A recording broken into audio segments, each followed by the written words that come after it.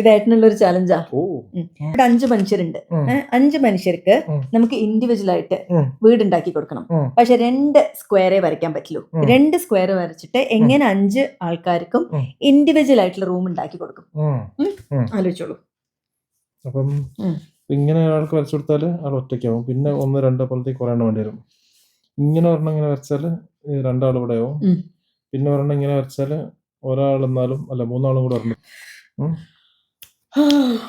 ഞാൻ പറഞ്ഞു തരട്ടെ? വേണ്ട. One eternity later.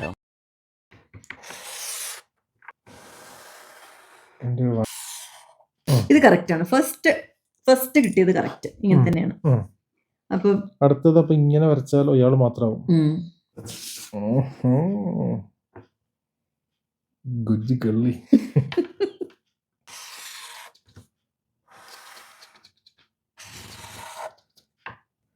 കറക്റ്റ്.